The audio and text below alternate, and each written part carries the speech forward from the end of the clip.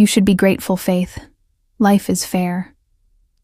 Those words hung in the air like a death sentence as I stared at the ceramic mug in my hands. It was white with faded blue letters that read, "World's Okayest Daughter." The price tag was still stuck to the bottom. $5.47 from the clearance bin at the dollar store 3 blocks from our house. I knew because I had seen it there myself 2 weeks ago, and thought someone would have to be truly heartless to give that to their own child. Turns out, my mother was that someone.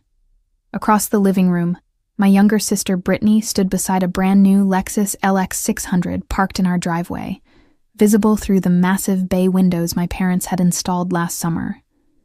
The car was midnight black with chrome accents, and someone had tied an enormous gold bow across the hood like something out of a luxury car commercial. The price tag on that gift was $117,000. I knew because my father had announced it proudly when he handed Brittany the keys, his voice booming with excitement. "My name is Faith. I am 29 years old, and I grew up in Louisville, Kentucky, in this very house where I was currently standing with a $5 mug while my sister posed for photos with her 6-figure vehicle. For as long as I could remember, this had been the pattern of my life. Brittany received, and I watched. Brittany was celebrated, and I was tolerated. Brittany was the daughter they wanted, and I was simply the daughter they had first. "Did you hear me?" my mother asked, her voice carrying that familiar edge of impatience she reserved specifically for me. "I said you should be grateful." I looked up from the mug and met her eyes. Diana was 53 years old, still beautiful in that polished country club way that she cultivated with weekly salon appointments and monthly spa treatments. Her blonde hair was perfectly styled, her makeup flawless, her Christmas sweater probably costing more than my entire month's grocery budget. "Grateful," I repeated, testing the word on my tongue like something bitter. "Yes, grateful. Not everyone gets anything for Christmas. Some people have nothing." I wanted to laugh. I wanted to scream. Instead, I just nodded slowly, the way I had learned to do over 29 years of being the afterthought in my own family. Through the window, I watched my father, Gregory, wrap his arm around Brittany's shoulders as she held up the keys, both of them grinning for my aunt's camera phone. My sister was 25 years old, worked part-time at a boutique downtown, and had never paid a single bill in her entire life. She still lived at home, in the bedroom that had been renovated 3 times to accommodate her changing tastes. Meanwhile, I had moved out at 18, put myself through college while working 2 jobs, and now managed the accounting department at Hollowgate Systems, a manufacturing company where I had worked my way up from entry-level data entry over 7 years. But none of that mattered to my parents. It never had. "Faith, come outside and take a picture with your sister," my aunt called from the doorway, her voice cheerful and oblivious to the tension radiating from my body. I set the mug down on the coffee table and walked toward the door, my movements mechanical. The December air bit at my cheeks as I stepped onto the porch, and I wrapped my arms around myself, wishing I had grabbed my coat. "Stand next to Brittany," my father instructed, not looking at me. "Try to smile." I positioned myself beside my sister, who was practically glowing with satisfaction. She smelled like the new perfume she had also received that morning, some designer fragrance that came in a crystal bottle. "Can you believe it?" Brittany whispered to me, her voice dripping with false sweetness. "Daddy said I deserved something special for finally finishing my associate's degree." She had taken 6 years to complete a 2-year degree. I had finished my bachelor's in 3.5 while working full-time. "Congratulations," I managed to say, the words scraping against my throat. The camera flashed, and I knew without looking that the photo would show Brittany radiant and beautiful beside her luxury vehicle, while I stood slightly hunched, slightly faded, slightly invisible. Just the way it had always been. As we filed back inside for Christmas brunch, I caught my mother watching me with that familiar expression of mild disappointment. She had worn that look at my high school graduation, my college graduation, my promotion celebration, and every other milestone I had ever achieved. Nothing I did was ever quite enough to earn the approval she gave Brittany simply for existing. Faith, could you help set the table? Diana asked. Brittany is too excited to focus right now. Of course she was. And of course I would help, because that was my role in this family. I was the helper, the worker, the one who showed up and did what needed to be done while receiving nothing but criticism in return. I grabbed the stack of plates from the china cabinet and began placing them around the dining room table, my hands moving automatically while my mind raced with thoughts I had suppressed for years. This Christmas felt different somehow. The mug sat on the coffee table like evidence of a crime, and something inside me had shifted when I saw those faded blue letters. World's okayest daughter. Maybe that was exactly what they thought of me. As I arranged the silverware beside each plate, memories flooded through me like water breaking through a dam. Every birthday, every holiday, every milestone where my sister had been showered with attention while I stood in the shadows, watching and waiting for scraps of affection that never came. I thought about my 16th birthday, when my parents had thrown Brittany an elaborate party for her 10th birthday the same week and told me we would celebrate mine later. Later never came. Instead, I received a card with $20 inside and a mumbled apology about being too busy with Brittany's event to plan anything for me. I thought about my high school graduation, when my father had spent the entire ceremony on his phone, texting updates to relatives about Brittany's dance recital happening the following weekend. He never even looked up when I walked across the stage. I thought about college, when I had asked my parents for help with tuition and they had laughed, actually laughed, and told me that money was being saved for Brittany's education because she would need more support than me. "You're smart enough to figure it out," my mother had said. "Brittany needs us more." I thought about the Christmas 3 years ago, when I had saved for months to buy my parents an expensive espresso machine they had mentioned wanting. They had opened it, glanced at it briefly, and then spent the next hour exclaiming over the designer handbag they had bought for Brittany. The espresso machine sat unused in their garage to this day. I thought about last Thanksgiving, when I had driven 4 hours through a snowstorm to be with my family, only to arrive and discover they had eaten without me, because Brittany was hungry and could not wait. My plate sat cold on the counter, while they laughed and reminisced about family memories that somehow never included me. The pattern was so consistent, so relentless, that I had convinced myself it was normal. That all families had a favorite child, and I simply happened not to be it. That I was being dramatic or sensitive whenever I felt the sting of their rejection.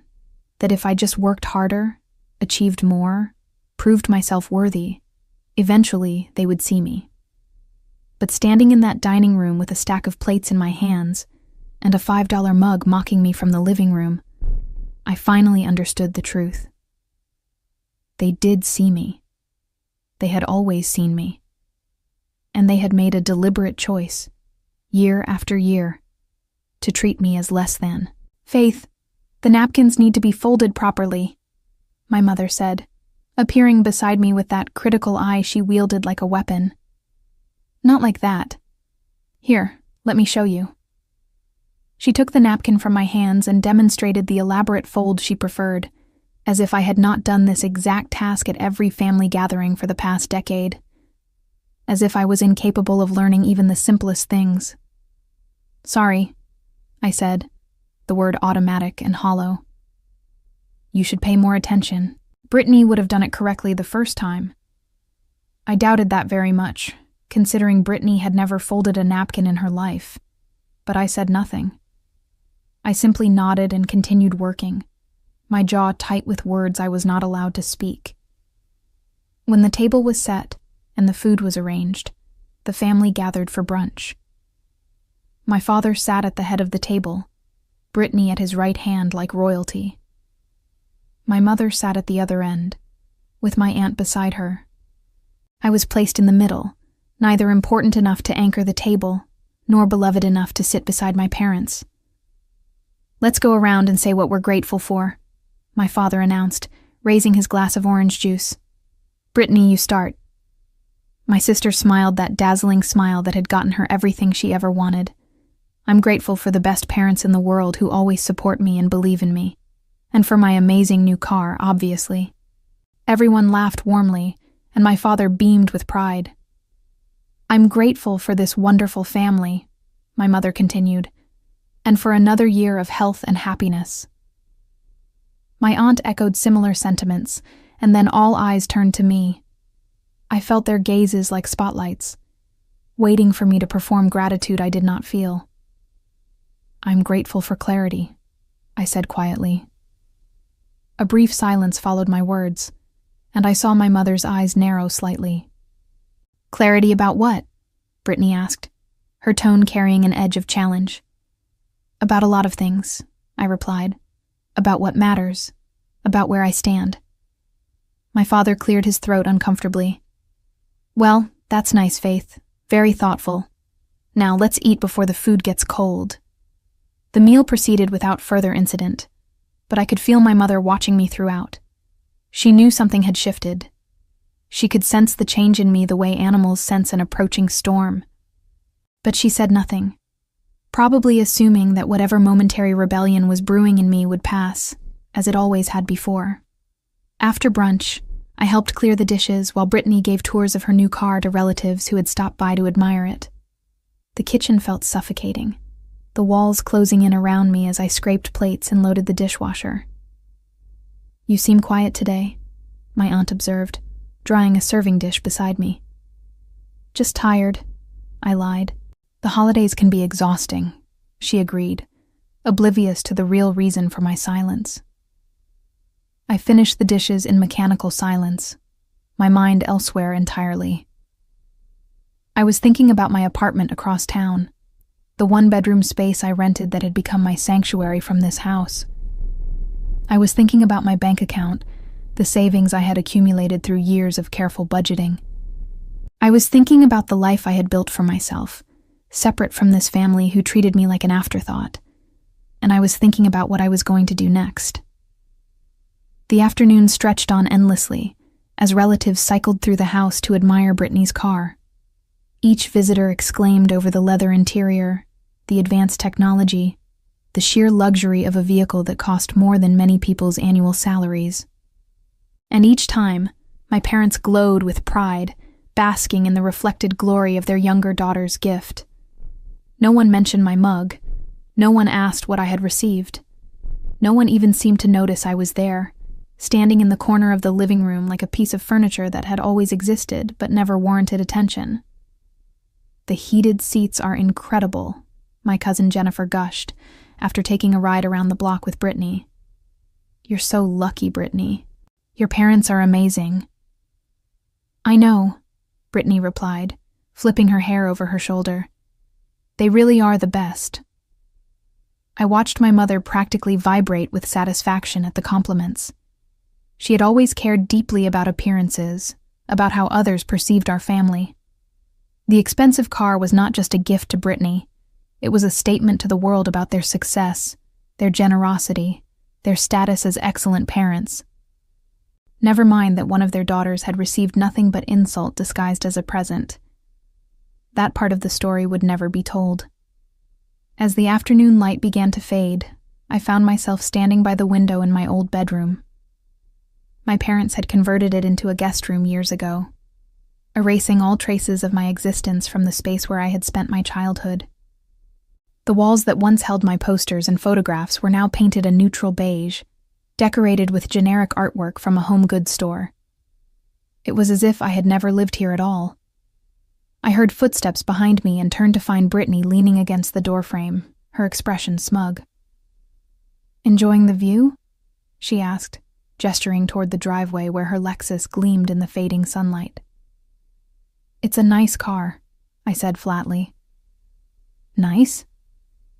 She laughed, the sound sharp and condescending. "It's a $117,000 vehicle, Faith. Nice doesn't even begin to cover it." "Then what word would you use?" "Deserved," she said without hesitation. "I've worked hard, and Mom and Dad recognize that. Unlike some people, I don't expect handouts." The irony of her statement was so profound that I almost laughed. Brittany, who had never paid rent, never bought her own groceries, never struggled for anything in her entire life, was lecturing me about not expecting handouts. Right, I said, my voice carefully neutral. Congratulations again. You could try being happy for me, you know. She stepped closer, her eyes searching my face for signs of the jealousy she clearly hoped to find. But I guess that's too much to ask from someone like you. Someone like me? Someone who's always been jealous of what I have. Mom told me you've been sulking all day about your present. She said you should be grateful to get anything at all, considering how little you contribute to this family. The words landed like physical blows, but I refused to show the impact. I had spent 29 years absorbing hits like these, and I had learned to keep my face perfectly blank, even when my heart was breaking. I'm not sulking, I said calmly. And I am grateful. Grateful for the clarity. Brittany rolled her eyes. There you go with that clarity nonsense again. What does that even mean? It means I finally understand exactly where I stand in this family. Something in my tone must have caught her attention because her smug expression flickered briefly, but she recovered quickly, tossing her hair again with practiced nonchalance. You've always stood in the same place, she said. Behind me. Where you belong. She turned and walked away, her designer heels clicking against the hardwood floors my parents had installed last year. I watched her go, feeling something cold and hard settle in my chest. Not anger, exactly. Something quieter and more dangerous. Resolve. The evening meal was a casual affair, leftovers from brunch arranged on the kitchen counter for people to pick at. I sat at the kitchen island, pushing food around my plate while conversations swirled around me. Brittany, we should take the car on a road trip, my mother suggested excitedly. Maybe to that spa in Tennessee you've been wanting to visit. Oh my gosh, yes! Brittany clapped her hands together. That would be perfect. A mother-daughter trip in my new car. I waited for someone to include me in the invitation. I waited for the words, Faith should come too, or we could make it a family trip, or even just a glance in my direction to acknowledge my existence. The invitation never came. They continued planning their trip, discussing dates and destinations and all the shopping they would do, as if I was not sitting 3 feet away, invisible and irrelevant. That was when I made my decision. I excused myself from the kitchen and went to my old bedroom, closing the door quietly behind me. The guest bed was neatly made with pillows I did not recognize, and a decorative throw blanket was draped across the foot like something from a hotel. Nothing in this room belonged to me anymore. I sat on the edge of the bed and pulled out my phone, scrolling through my contacts until I found the number for my apartment complex. I had been month to month for a while, but I had been considering signing a longer lease. Now that consideration became certainty. I texted my friend Gina, who had offered to help me move some furniture I had been storing. Can you meet me tomorrow morning? Around 10? Her response came quickly. Of course. Everything okay? Everything is about to be, I typed back. I had spent my entire life waiting for my family to see me, to value me, to treat me with the basic dignity I deserved. I had contorted myself into whatever shape I thought might earn their approval, sacrificing my own needs and desires in pursuit of love that was never offered. Tonight, that ended. Tonight, I would leave behind more than just this house. I would leave behind the version of myself that had accepted crumbs while watching my sister feast. I would leave behind the belief that I was somehow less deserving, less worthy, less than. And I would walk into a future where I was finally, completely, free. I emerged from the bedroom around 8 o'clock that evening, my decision made but my face betraying nothing. Years of practice had taught me how to mask my emotions around my family, and that skill served me well as I navigated the remaining hours of Christmas Day. The living room was warm and glowing, a fire crackling in the fireplace, while my family lounged on expensive sofas discussing plans for the new year. Brittany was scrolling through her phone, probably posting photos of her new car to social media. My mother was flipping through a magazine, occasionally showing pages to my aunt. My father dozed in his recliner, his belly full from the day's feasting. I sat in the armchair by the window, the one piece of furniture that had somehow become mine over the years, because no one else wanted it. It was positioned slightly apart from the main seating area, close enough to technically be included, but far enough to feel isolated. "Faith, you've been so quiet today," my aunt observed from her spot on the sofa. "Is everything all right?" Before I could respond, my mother answered for me. "Faith is just being Faith," Diana said with a dismissive wave. "She gets moody around the holidays. She should be grateful she has family to spend time with instead of sitting alone in that tiny apartment of hers." The comment stung, but I kept my expression neutral. "I'm fine, Aunt Patricia. Just tired from the drive yesterday." "The drive?" My mother's voice sharpened. "It's barely 45 minutes from your place. Brittany drove 3 hours last month to visit her friend in Cincinnati and didn't complain once." Of course she didn't. Brittany never had to complain because everything in her life was handed to her without effort. "I wasn't complaining," I said quietly. "I was just explaining why I might seem tired." "You always have an excuse," my mother continued, her magazine forgotten now as she focused her attention on me. "That's been your problem your whole life, Faith. You never just accept things gracefully. You always have to make it about you." I felt my hands clench in my lap, hidden from view. The irony of being accused of making things about myself by a woman who had spent the entire day celebrating one daughter while ignoring the other was almost too much to bear. "I'm not making anything about me," I said, my voice steady despite the turmoil inside. "I'm sitting here quietly, not bothering anyone." "Your attitude is bothering me," Diana snapped. "You should be happy for your sister. She worked hard for that car." "She didn't work for the car," I said before I could stop myself. "You and Dad bought it for her." The room went silent. My father stirred in his recliner, blinking awake at the sudden tension. Brittany looked up from her phone, her eyes widening with interest at the prospect of conflict. "Excuse me?" My mother's voice was ice cold. "I just meant that Brittany didn't earn the money to buy the car herself. It was a gift. There's nothing wrong with that. But calling it hard work seems inaccurate." "Faith." My father's voice carried a warning I had heard countless times before. "That's enough." "I'm not trying to start anything," I said, holding up my hands in a gesture of peace. "I was just clarifying."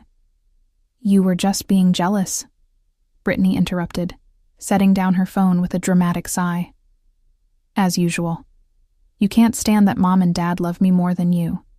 The words hit like a punch to the gut, not because they were surprising, but because they were said so casually, so matter-of-factly, as if it were an obvious truth that everyone had always known. "Brittany," my aunt said uncomfortably, "that's not a nice thing to say." "Why not? It's true. Faith has always been jealous of me. That's why she moved out as soon as she could and barely visits. That's why she can't just be happy for me on Christmas. She's bitter because she knows she's the less successful daughter." I stared at my sister, seeing her clearly perhaps for the first time. She was not just spoiled. She was cruel. And worse, she had been taught to be cruel by parents who had always valued her over me. "I think I'll go to bed early," I said, standing from my chair. "Merry Christmas, everyone." "Faith, wait." My mother's voice stopped me at the doorway. "We need to talk about your attitude. This kind of behavior is exactly why you're still single at 29. Men don't want women who can't be happy for others."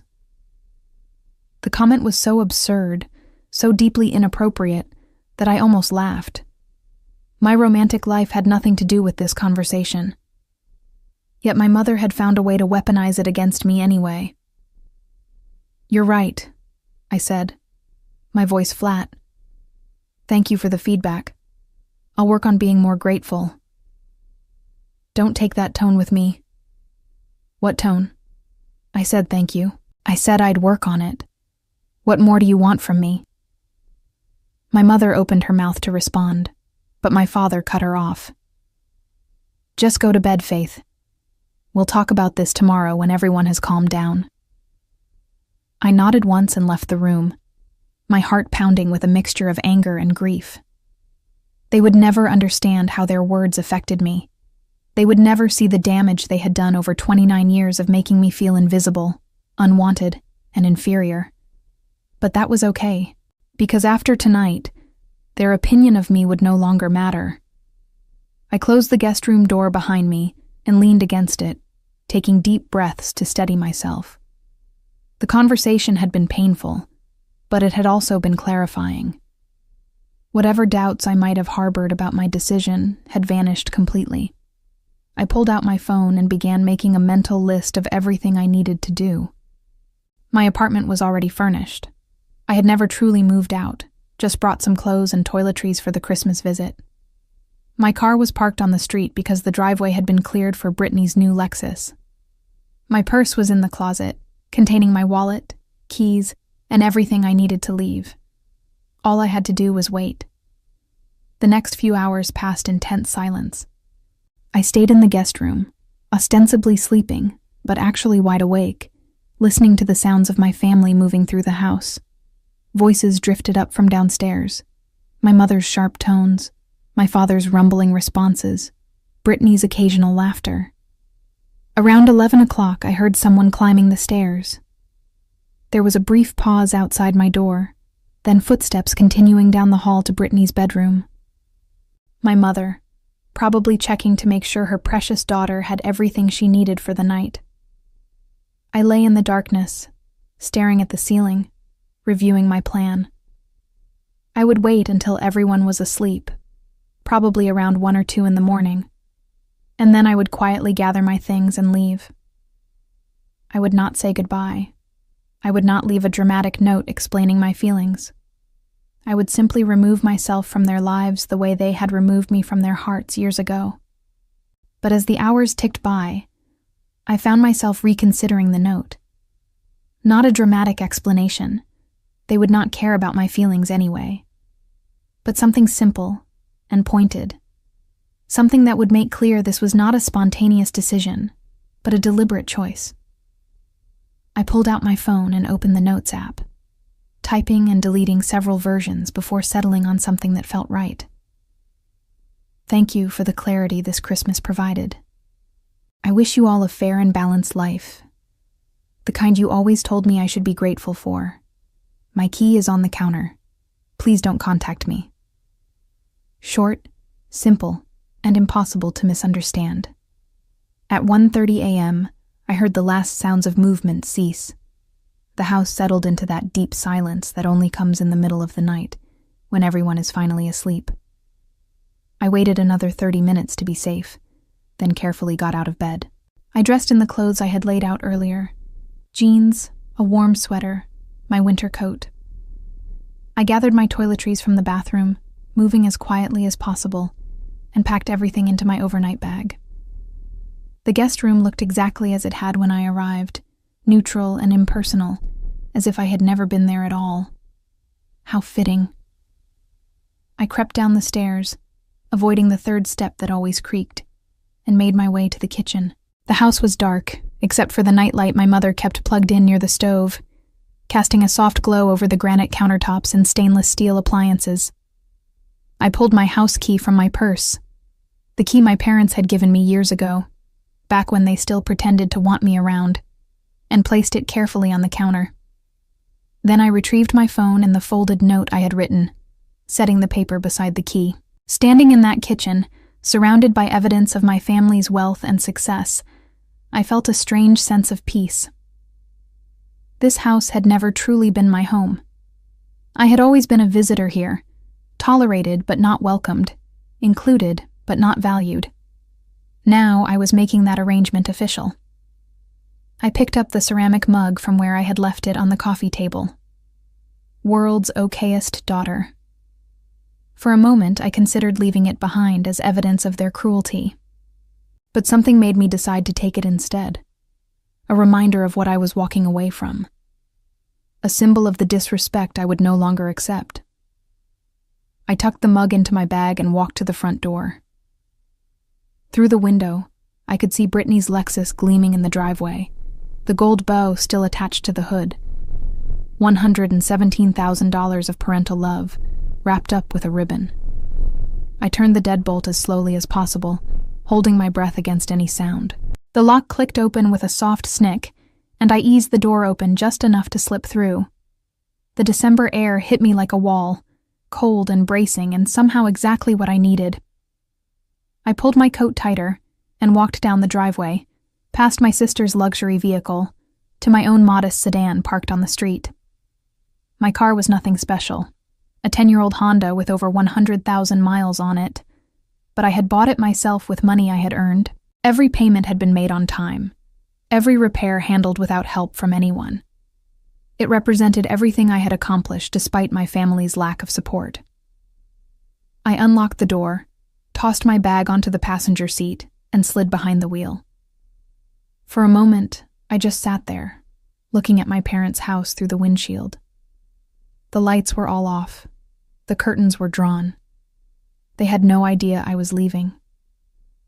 Part of me wanted to feel sad. This was, after all, the house where I had grown up, the yard where I had played as a child, the driveway where I had learned to ride a bike.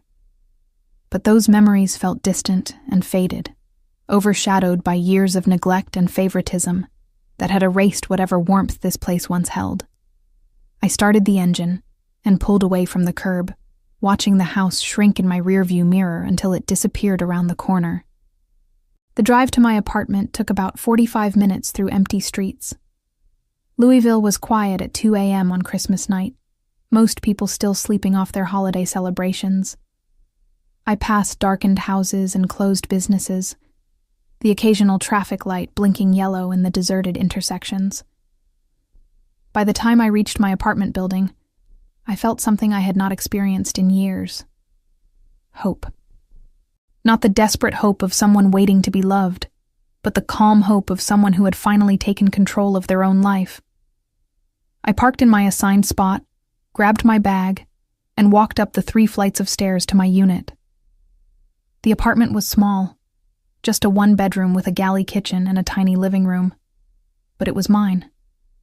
I had decorated it myself, filled it with books and plants and artwork I actually liked. No neutral beige walls here, no generic hotel aesthetic.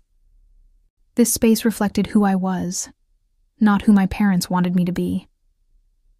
I dropped my bag on the floor, hung up my coat, and walked to the window. The city stretched out below me, twinkling with lights that had nothing to do with my family or their expectations. "Merry Christmas to me," I whispered to the empty room. Then I went to bed and slept better than I had in years.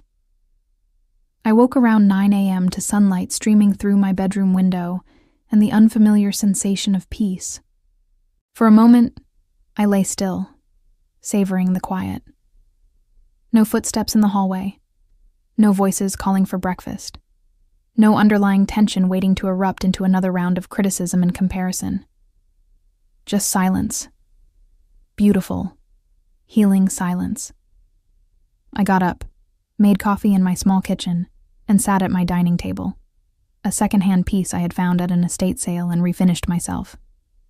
The wood gleamed with the work I had put into it, and I ran my fingers over the smooth surface, feeling proud of what I had created. My phone sat on the counter, deliberately ignored. I knew what was waiting for me when I finally checked it. Missed calls, angry texts, demands for explanation. But those could wait. Right now, I wanted to enjoy my first morning of freedom.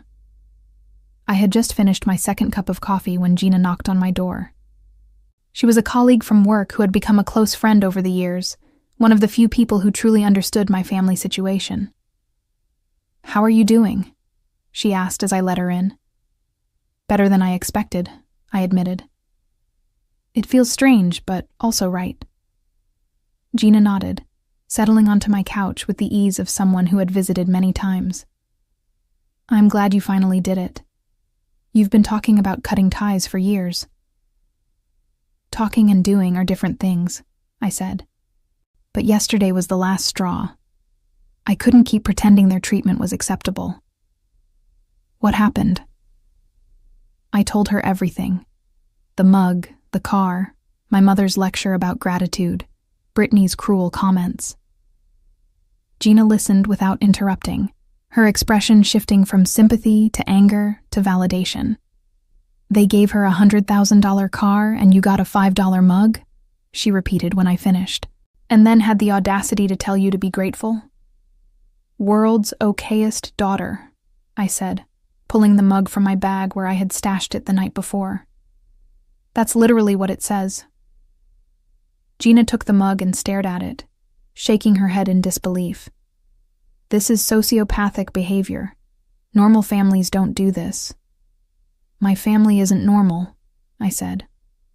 I always knew that, but I kept hoping things would change. That if I just worked hard enough, achieved enough, they would finally see me as worthy. You were always worthy, Gina said firmly. Their inability to see that is their failure, not yours. We talked for another hour, discussing my plans for the future and the practical implications of cutting off my family. Gina offered to be my emergency contact, my support system, my chosen family in the absence of my biological one. Around 11 o'clock, I finally picked up my phone. 47 missed calls, 32 text messages. The earliest one had come at 7:23 a.m., probably when my mother woke up and discovered my key on the counter. I scrolled through the messages, watching the emotional arc unfold in real time. 7:23 a.m., Mom. Faith, where are you? Why is your key on the counter? 7:25 a.m., Mom. This isn't funny. Call me immediately. 7:31 a.m., Mom. I found your note. What is wrong with you? Come back home right now. 7:45 a.m., Brittany. Mom is freaking out, LOL. Where did you go? 7:52 a.m., Dad. Faith, your mother is very upset. Please call us. 8:15 a.m., Mom. This is absolutely unacceptable behavior. How dare you leave without saying goodbye, after everything we've done for you? 8:34 a.m., Mom. You're being incredibly selfish and dramatic, all because of a Christmas gift? Grow up. 8:47 a.m., Brittany. I always knew you were jealous of me, but this is pathetic. 9:02 a.m., Mom. I cannot believe I raised such an ungrateful daughter. You should be ashamed of yourself. 9:15 a.m., Dad. Faith, please reconsider. We can talk about this. 9:28 a.m., Mom. If you don't respond in the next hour, I'm going to assume you've completely lost your mind. 9:45 a.m., Mom. Fine, don't answer. But know that this has consequences. When you come crawling back, don't expect us to welcome you with open arms. 10:03 a.m., Brittany. Mom is literally crying because of you. Are you happy now? You ruined Christmas. The messages continued, growing increasingly frantic and angry as the morning progressed. My mother swung between threats and pleas, demanding I return while simultaneously telling me I was not welcome. Brittany alternated between mocking me and blaming me for our mother's distress. My father sent occasional messages asking me to call, his tone more measured but still carrying the expectation that I would comply.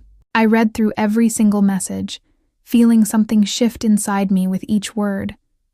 They were not apologizing. They were not reflecting on their behavior. They were not acknowledging that maybe, just maybe, they had done something wrong. They were angry that I had finally stood up for myself. What are you going to do? Gina asked, watching me scroll through my phone. Nothing, I said. I told them not to contact me. They can be as upset as they want, but I'm done explaining myself.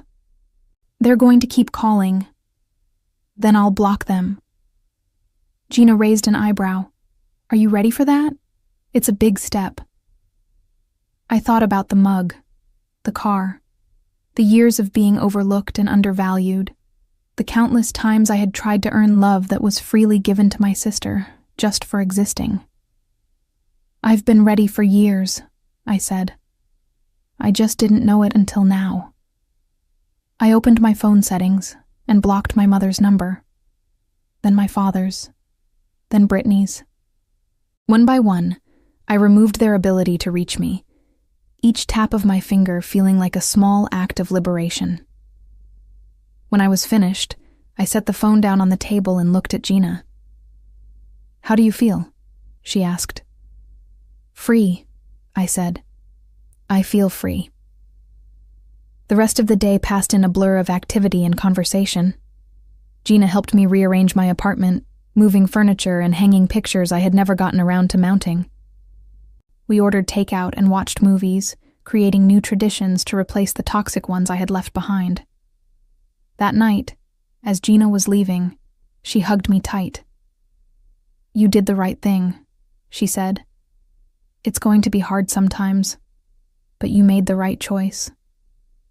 "I know," I said. For the first time in my life, I actually know that. After she left, I stood at my window again, looking out at the city lights. Somewhere across town, my family was probably still raging about my departure, still blaming me for ruining their perfect Christmas. But their anger could no longer touch me. I had built walls they could not penetrate, and I intended to keep them strong. Tomorrow I would go back to work, back to my life, back to the person I had always been capable of becoming, freed from the weight of their disapproval. The future stretched out before me, full of possibility. The days after Christmas settled into a rhythm of peace I had never experienced before. I went to work at Hollowgate Systems, threw myself into projects I had been putting off, and came home to an apartment that felt more like home with each passing day. My coworkers noticed the change in me immediately.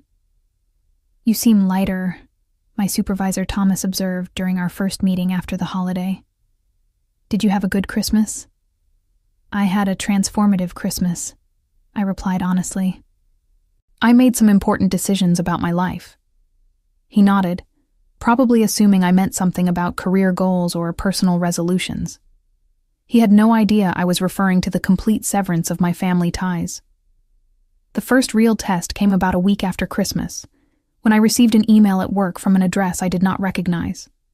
The subject line read, "From your father." I hesitated before opening it, my finger hovering over the delete button. But curiosity got the better of me, and I clicked. "Faith," the email read, "since you have blocked our phone numbers, I am writing to you through this alternative method. Your mother has been inconsolable since you left. She cannot understand why you would abandon your family over a misunderstanding about Christmas gifts. We are willing to forget this incident if you will come home and apologize. Your room is still available, and we can discuss any issues you feel you have with our family dynamics. Please reconsider your decision. Your mother misses you. Dad." I read the email twice, analyzing every word. There was no acknowledgement of wrongdoing.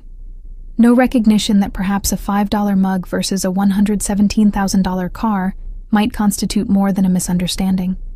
No indication that anything would change if I returned. Just an expectation that I would apologize and fall back in line. I hit delete without responding and blocked the email address for good measure.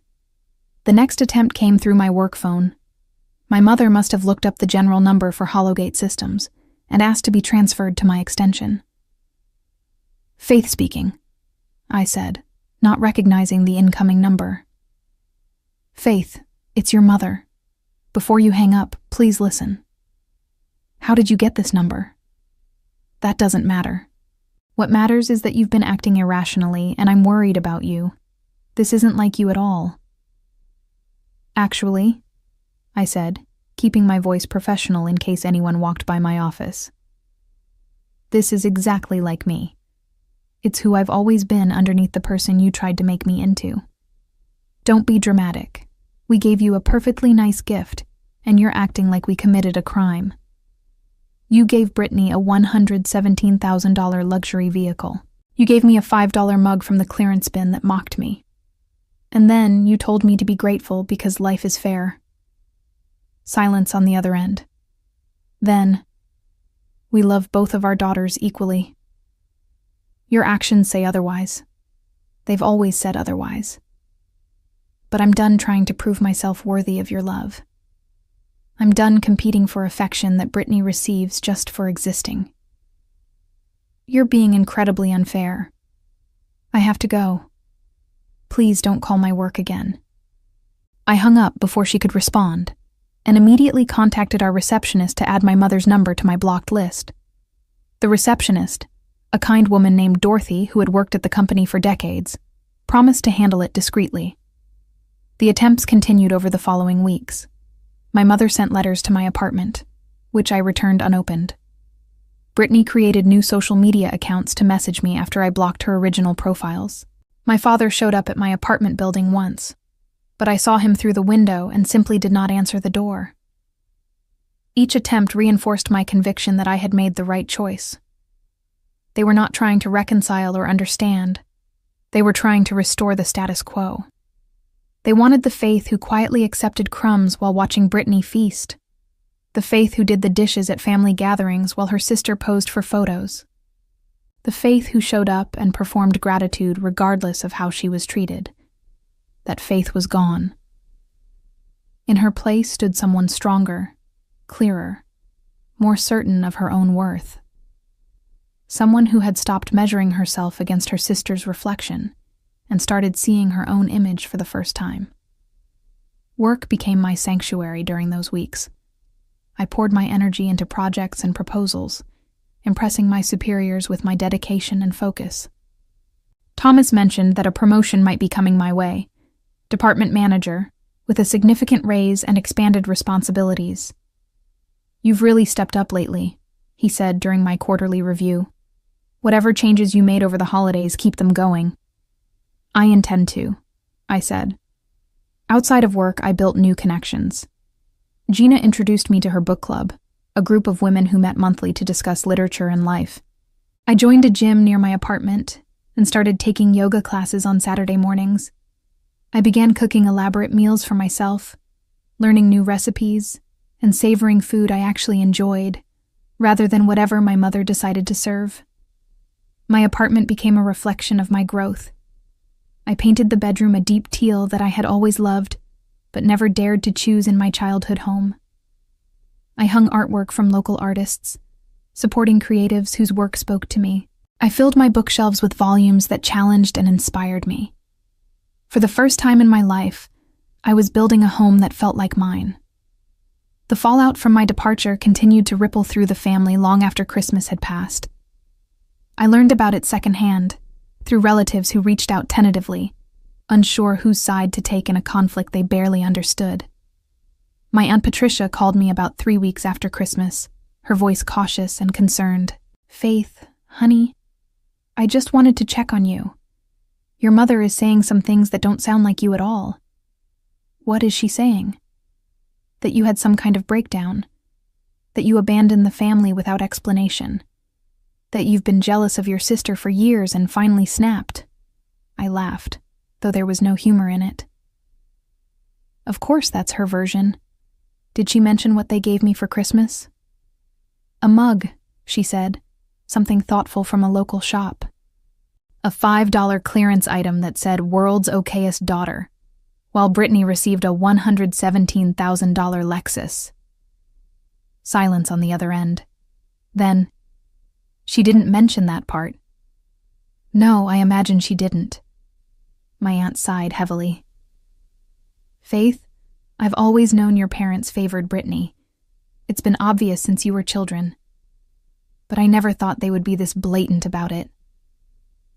"It's been escalating for years," I said. "I just finally reached my breaking point." "What can I do? Is there anything you need?" The offer touched me more than I expected. My aunt had always been kind, even when the rest of my family treated me as an afterthought. "Just knowing someone believes me is enough," I said. "Thank you for calling."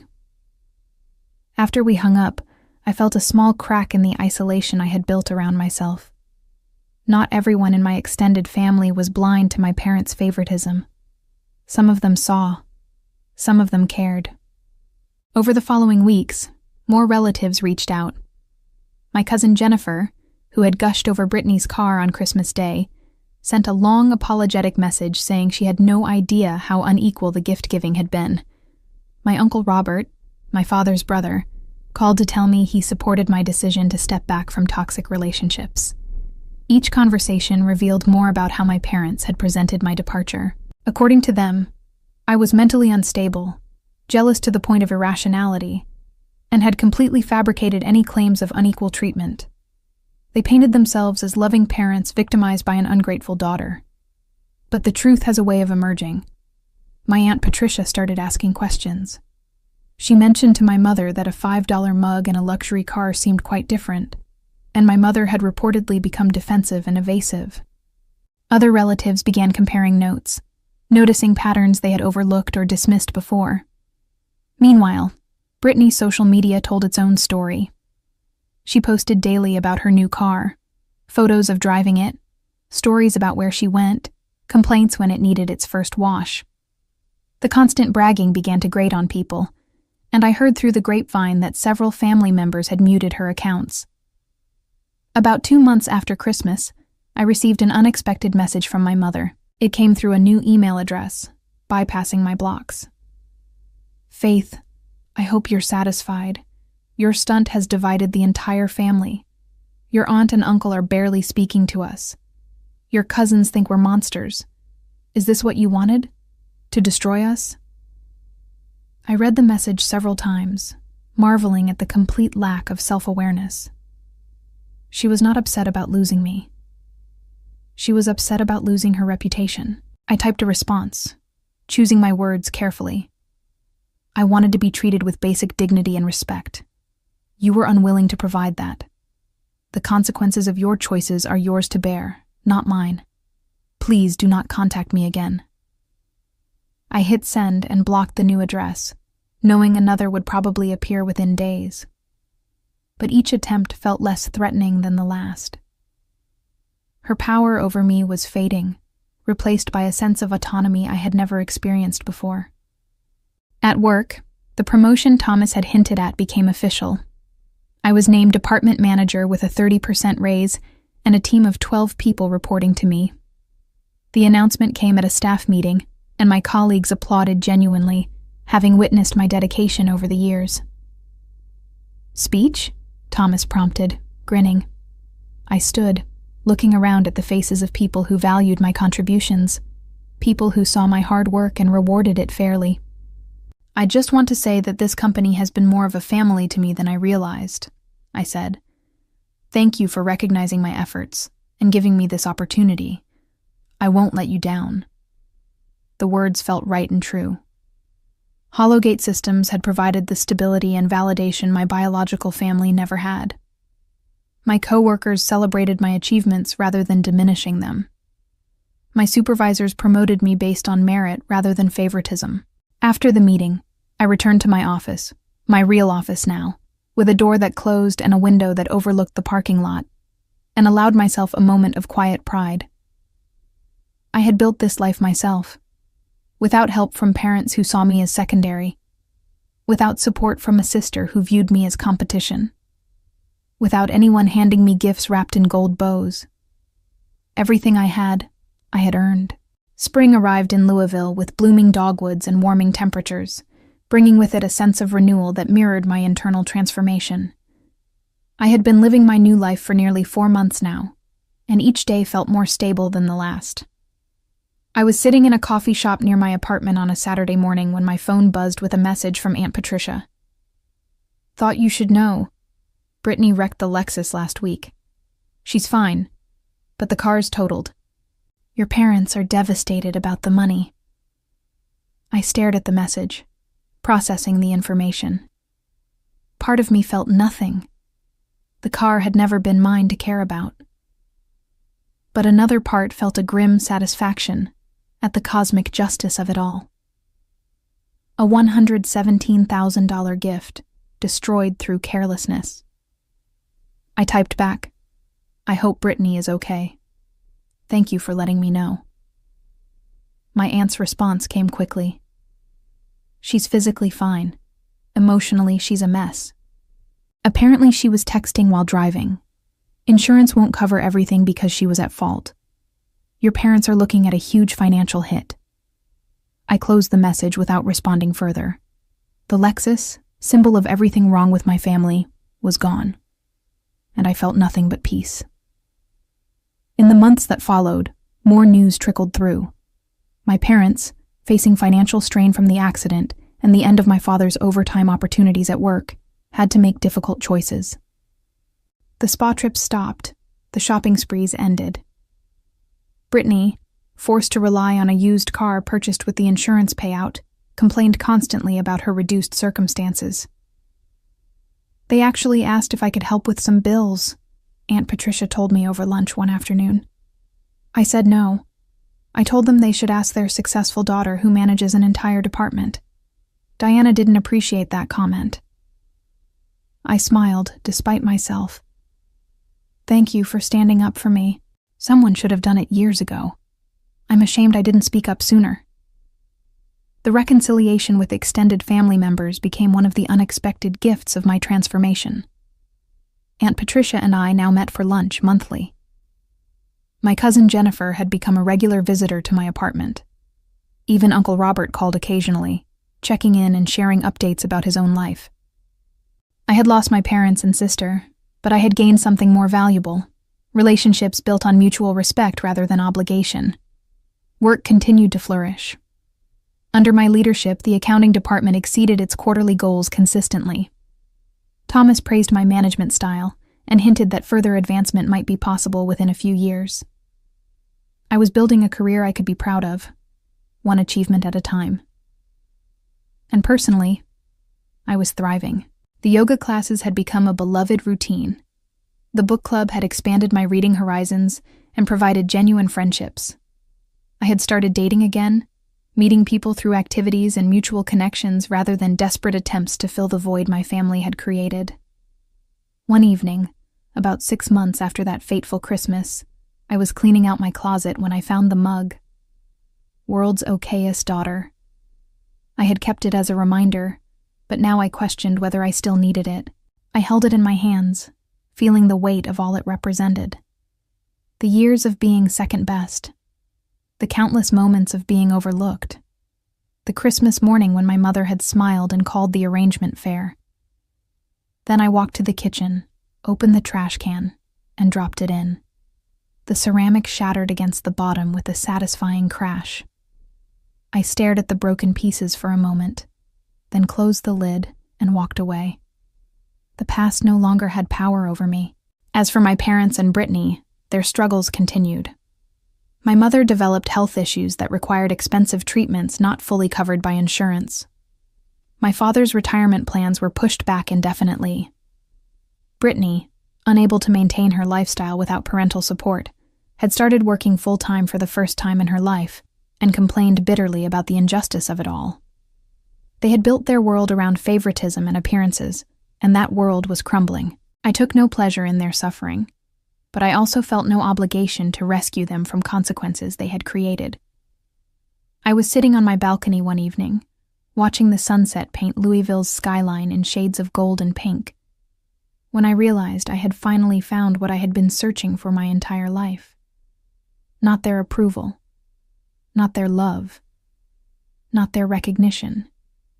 Peace, belonging, self-worth. Things no one could give me but myself. The journey from that Christmas morning to this moment had been painful and necessary. I had walked through fire to reach the other side, and I had emerged stronger than I ever thought possible. Looking back, I understood now that leaving was not revenge. It was survival. It was choosing myself after 29 years of being chosen last. It was building a life where my value was recognized, where my contributions mattered, where I was more than just the okayest daughter. I was Faith, manager, friend, self-made woman, and I was finally completely home.